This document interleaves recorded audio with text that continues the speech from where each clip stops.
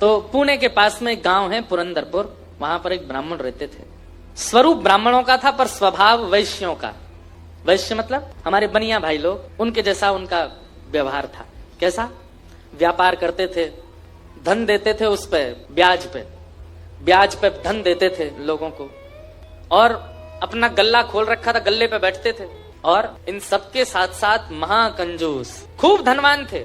भगवान की कृपा से उन पर ब्याज का इतना धन आता था कि वो पूरे पुरंदरपुर गांव को अकेले भोजन करा सकते थे। पर इतने कंजूस थे, दूध में अगर मक्खी भी गिर जाती तो दूध छान के पी जाते थे, और मक्खी को यूं पकड़ करके उसके भी 2-4 बूंद छींटा जो दूध के होते थे उनको भी लेके पी जाते थे। दूध का क्या बिगड़े, इतने कंजूस। उनकी पत्नी का नाम था सरस्वती देवी। क्या नाम था? तो सरस्वती देवी जो थी, उनके पिताजी ने इसीलिए ब्याह किया कि भाई ये विप्रदेव जो हैं बड़े धनवान हैं, बेटी खुश रहेगी हमारी। तो सरस्वती देवी का ब्याह हो गया। उनकी माँ ने, पिता ने जितने गहने दिए, ब्याह के अगले दिन ही, देवी सुनो, सबरे गहने उतारो अपने। बोले क्यों? अरे देखो कितनी अच्छी नक्काशी की है इसमें, कितने अच्छे से तुम्हारे कुंडल बने हैं, कितने अच्छे तुम्हारे गले के हार बने हैं, हाथ के तुम्हारे बढ़िया कंगन कड़ूला, रोज पहनोगी तो घिस जाएंगे, उतार दो सबको। पत्नी ने भारी भारी सामान सब उतार दिए, और गले का एक मंगलसूत्र रहने दिया, हाथ के कंगन रहने दिए, पैरों की पाजेब और पायल रहने दी। अपने ब्राह्मण देवता जो थे, इनको वो भी अच्छे नहीं लगते थे। रोज अपनी पत्नी को, क्यों इनको पहन के घूमती है, उनको दे दो, अंदर तिजोरी में रख दूं मैं। पत्नी कहती है तो सौभाग्य है, ये तो पहनने दिया कीजिए। महाराज कहते कहते 6 महीना हो गए, रोज टोकते। अब तो ये स्थिति में आ गए कि पत्नी के हाथ का भोजन नहीं करते थे। वो रोटी बनाती, बोले मुझे नहीं पाना, और अपनी दुकान पर जाके वो दुकान के बालक से कहते अपने घर से बनवा ला। रात में बोली आप कैसे मानेंगे? बोले ये उतार दो जितने पहन रखे हैं। उसने कान के कुंडल भी उतार दिए, हाथ के कड़ूला भी उतार दिए, पाजेब भी उतार दी, गले का मंगलसूत्र भी उतार दिया। सब बिल्कुल कोरी हो गई बेचारी, केवल नाक की एक नथ रहने दी उसने। बोले एक तो रहने दीजिए, कम से कम इससे पता तो चले कि मैं सौभाग्यवती हूं। तो कभी कभी ठाकुर जी पूरे संसारियों पे भी ठाकुर जी रीझ जाते हैं। ठाकुर जी बोले भाई ये ब्राह्मण देवता बहुत अच्छा लग रहा हमको। बोले इतना कंजूस तो हमने कभी नहीं देखा है, बहुत भयंकर कंजूस है। ठाकुर जी का मन आ गया उस पर। अच्छा, जो पत्नी थी ना सरस्वती देवी, वो बड़ी भक्ता थी। वो तो नाम जप भी करती थी, वो दर्शन करने के लिए भी जाती थी, लेकिन ये नहीं जाते थे उसके साथ। वो अपने माता पिता के मायके जब जाती थी, मायके वाले लेके जाते थे उसको दर्शन कराने। ये तो कभी नहीं लेके जाते थे, कंजूस थे। खर्चा होगा कभी खर्चा ना हो मेरा, सोचो कितनी ऊंचे लेवल के कंजूस।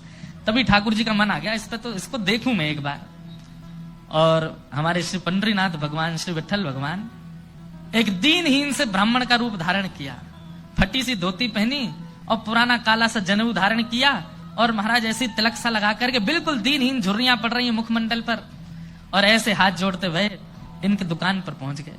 रूप रंग देख करके ही पहले तो ब्राह्मण देवता समझ गए, बोले अरे ये आ गया, ये कुछ देना वेना तो है नहीं, मांगेगा। कहो तन पे नहीं लगता, चल दिए कलकत्ता, क्या करने आए हो? ठाकुर जी बोले बहुत गरीब ब्राह्मण हूं मैं, मेरी बेटी का ब्याह होने वाला है, अपनी पुत्री का ब्याह करना है मुझे, और मुझे ब्याह के लिए थोड़ी व्यवस्था चाहिए धन की। आप तो बहुत बड़े धनवान सेठ हैं, कृपा कर दीजिए ना, कुछ दे दीजिए मुझको, मैं अपनी बेटी का ब्याह कर दूंगा और थोड़ा ठीक हो जाएगा। या तो धन दे दीजिए, नहीं तो कुछ सामान दे दीजिए, सामग्री दे दीजिए, मैं उसी से कुछ ना कुछ तो व्यवस्था करूं। ये देखो मेरी धोती यहाँ से उधरी हुई है, मेरा कुर्ता यहाँ से फटा हुआ, कैसे तुमको दूं? मैं खुद नहीं अपने नए खरीद पा रहा, तुमको कहां से दूं भाई? ये सब तो केवल बाहर का दिखावा है, मेरे पे कोई पैसा वैसा कुछ नहीं है, दूसरों का धन ले रखा है मैंने। भैया चलते बनो, कहीं और जाओ, किसी और से मांगो, भगवान करे तुम्हारी बेटी का ब्याह बहुत अच्छा हो। बोले मुझे या तो धन दीजिए, नहीं तो मैं यहीं बैठा रहूंगा। ठाकुर जी जिद पे आ जाए तो उनको कौन हटावे? आपके दर पे आया हूं, कुछ तो लेके जाऊंगा, मेरी बेटी का ब्याह है। अंत में हार करके ब्राह्मण बोला देखो मैं ऐसे नहीं देता हूं, कुछ लाओ, मेरे पास गिरवी रखो, पैसा ले जाओ, और जब पैसा हो जाए तो पैसा देके अपना सामान ले जाना। तुम पे है कुछ देने के लिए? मुझसे कुछ काम करा लीजिए दुकान में, मैं ये कर दूंगा, आपकी साफ सफाई कर दूंगा, इतना कर सकता हूं, उसके बदले कुछ दे। बोले उसकी जरूरत नहीं है, सब है नौकर चाकर मेरे पास, मैं तुम्हें बस इतना कह सकता हूं, कोई मूल्यवान सामग्री दो, पैसा ले जाओ, और जब पैसा हो जाए तो पैसा वापस दे के सामग्री ले जाना। मतलब इतना भी दान नहीं कर सकता हूं। ठाकुर जी बोले ठीक है, मैं जाता हूं, कुछ ढूंढ के लाता हूं। ठाकुर जी भी इतने खेलते हैं, ठाकुर जी जैसा खिलाड़ी नहीं है। ठाकुर जी गए उस ब्राह्मण देवता के घर, और घर जाकर के द्वार पे खड़े होकर रोने लगे। भीतर से सरस्वती देवी निकल के आई, अरे अरे अरे अरे ब्राह्मण देवता आप इतना रो क्यों रहे हैं, क्या बात है? छोटी सी मेरी लाली बड़ी हो गई है, उसका ब्याह के लिए मैं बहुत दिन से वर ढूंढ रहा था, बड़ी मुश्किल से एक लड़का मिला है, अपनी बेटी का ब्याह करना है। बहुत जगह ठोकरें खा के मांगा मैंने, मुझे किसी ने सहायता नहीं दी, अंत में तुम्हारे द्वार आया हूं, यहां भी नहीं मिला, बेटी को क्या मुंह दिखाऊंगा, यहीं प्राण त्याग दूंगा, जहर मेरी जेब में ही रखा है। सरस्वती देवी तो बेचारी बड़ी भावुक, भक्त का इस स्वभाव है कि वो दूसरे की पीड़ा देख ही नहीं पाएगा, तब समझो वो भक्त है। सरस्वती देवी तो रोने लगी, आंखें लाल पड़ गई, बोले भगवान मेरा मन अगर मुझ में सामर्थ्य होती मैं पूरा घर आपको दे देते, पर मैं क्या करूं, मेरे पतिदेव इतना प्रतिबंध लगा के रखते हैं कि मैं स्वयं ऐसे रहती हूं, मैं आपको क्या दूं। ठाकुर जी तो इतने पछाड़ खा के गिर पड़े, अरे हाय राम अब तो मैं जहर खाना ही पड़ेगा, निकालू कहाँ है। सरस्वती देवी रुकी रुकी रुकी, ऐसा मत कीजिए भगवान, चरण पकड़ूं आपके, मेरे पास एक ही वस्तु है। और तुरंत अपनी नाक की जो कील थी वो निकाली और निकाल करके बोले ये ले जाइए, इससे थोड़ा बहुत धन आपको मिल जाएगा, स्वर्ण की है, आप अपनी बेटी का ब्याह तो नहीं कर पाएंगे पर कुछ व्यवस्था तो हो जाएगी आपकी। ठाकुर जी तुरंत, जहर भी पता नहीं कहीं गिर गया था, बढ़िया तुमने दे दिया, अब मैं कुछ कर लूंगा व्यवस्था। ठाकुर जी वो कील उसकी नाक की ले ली और सीधे गए उस ब्राह्मण की दुकान पर, देखो कितने उद्यमी हैं ठाकुर जी, और उसके दुकान पर जाके सीधा ले और इसके बदले अब ला पैसा दे मुझको, तू कह रहा था ना कुछ सामान दो उसके बदले पैसा मिलेगा, ये ले सोने की कील नाक की धर ले अपने पास, ला पैसा दे।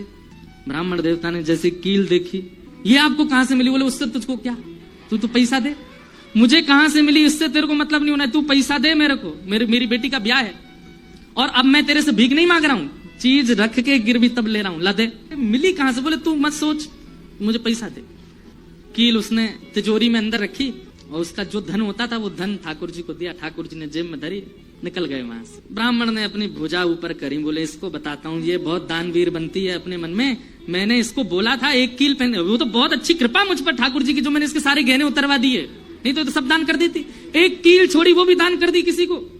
अब यहाँ वो ब्राह्मण जा ही रहा था अपने घर, उससे पहले दुकान का जो मुनीम था वो बेचारा सरस्वती देवी को बहुत मानता था, कभी कभी सहायता कर देती होंगी उसकी, वो सेठ जी से, इनसे ब्राह्मण देवता से पहले ही दौड़ के गया और जाके बोला मैया आज बचो आप। बोले क्यों, आपने कोई कील दी थी किसी को, बोले हाँ दी तो थी, एक ब्राह्मण के ब्याह के लिए दे दी थी, क्या हो गया, उसने जाके वो आपके पतिदेव को ही दिया और बदले में ले गया पैसा।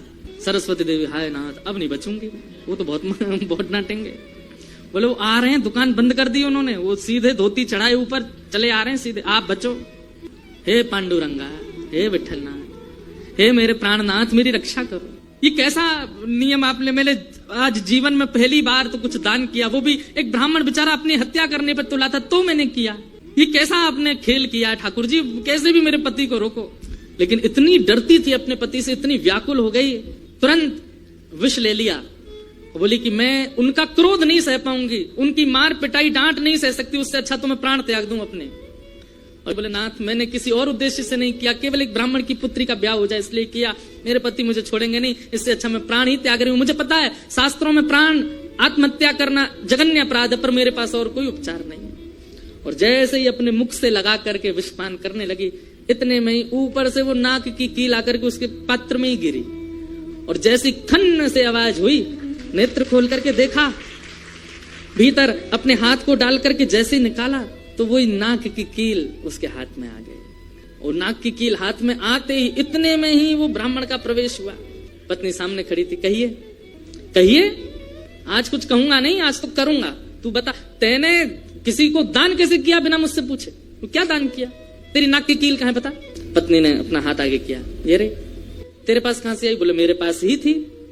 नहीं ये तेरे पास नहीं है, ये तो मेरे पास वहां रखी है तिजोरी में, भीतर चाबी मेरी यहाँ डली हुई है, तेरे पास कहां से आई, बोले मेरे पास ही है, अब बहुत दिन से पहनी हुई थी, साफ करने के लिए उतारी थी थोड़ी सी, ऐसा हो ही नहीं सकता है, मैंने इसके बदले मूल्य दिया है एक ब्राह्मण को, और ये मेरी तिजोरी में रखी है, चाबी मेरे पास है, तो रुक अभी रुक, मैं अभी जाता हूं। और कील अपने संगी लेके गया, गए जाकर के दुकान खोली, तिजोरी जैसे ही खोल करके देखा उसमें वो कील थी ही नहीं, वो हाथ में थी। ब्राह्मण बोला ये कोई स्वप्न नहीं है, ये कोई अचंबा नहीं है, ये कुछ और है। नेत्र सजल हो गए, दौड़ करके घर आया, बोले मुझे सच बताओ क्या हुआ। पत्नी बोली सच बताऊं, बोले हाँ मैंने ही ब्राह्मण को दी थी। हाँ वो ब्राह्मण वृद्ध सा, उसके कुर्ते फटे थे, उसकी धोती उधरी सी थी, बोले हाँ उसी को दी थी, वो मुझे दे के गया था और मैंने ये तिजोरी में रखी, तो फिर तेरे पास आई कैसे।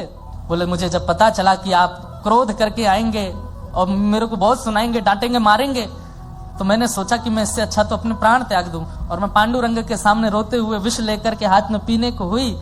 इतने में ही आपका घुसना हुआ और ऊपर ना जाने कहां से वो नाग की कील आकर के इसमें गिर पड़ी। ये किसी और ने नहीं, और वो ब्राह्मण कोई और नहीं, साक्षात पांडुरंगा ही थे। वही आए थे, वही ये सारी लीला करके गए हैं। मैंने जीवन भर भजन किया, जीवन भर विचार किया, दान करूं, पुण्य करूं, सत्कर्म करूं, यज्ञ करूं, पर आपने मुझे कभी अनुमति नहीं दी। अरे दुनिया के लोग कमाते हैं और दान करते हैं, पर हम कितने भाग्यशाली हैं कि स्वयं पांडुरंगा आए और आकर के हमारे कमाए गए धन को स्वयं लेकर के दान करवा के गए, ब्राह्मण बन के स्वयं अपने हाथ में लेकर के गए। ये आप पर और मुझ पर कृपा है। उसी समय ब्राह्मण ने मन में सोचा, मैंने जीवन में एक कार्य भी अच्छा नहीं किया, मैंने जीवन में एक कृत्य भी ऐसा नहीं किया जिससे ठाकुर जी मुझसे प्रसन्न हो, लेकिन मैं इतना अधम, इतना पापी, इतना दुष्ट, इतना अयोग्य, फिर भी मुझे ठाकुर जी ने इस योग्य समझा। और योग्य क्या समझा, मेरी दुकान पर आकर के ठाकुर जी याचना कर रहे थे कि मैं कुछ दे दूं। मैं कितना बड़ा दुर्भाग्यशाली कि ठाकुर जी मेरे द्वार पर आए और मैंने कुछ नहीं दिया उनको, उनसे हट किया, उनसे कहा कि कुछ लेके आओ तभी तुमको दूंगा। मेरी वजह से ठाकुर जी को श्रम सहना पड़ा। कितने कृपालु हैं बंधुओं, ठाकुर जी आपके अवगुण नहीं देखते कि मानव में और परमात्मा में अंतर क्या है। मानव वो जो सब अत्यंत गुणवान में भी अवगुण देखता है, और ठाकुर जी कौन, जो अत्यंत अवगुणी में भी एक गुण देख लेते हैं, इसमें ये गुण है। कितने कृपालु हैं बंधुओं, ठाकुर जी आपके अवगुण नहीं देखते। उसी समय उस ब्राह्मण देवता ने विचार किया कि अब किसके लिए जीना है। दुकान को बेच दिया, घर को बेच दिया, और पत्नी के साथ आ गए श्री पंढरपुर। और पंढरपुर में विठल भगवान के आगे आकर के बहुत रोए, याचना करने लगे, नाथ मेरे दुकान पर आप खड़े हो गए आकर के, और मैंने आपको इस प्रकार से दुत्कार दिया, इस प्रकार से आपको कर दिया। बहुत रोए।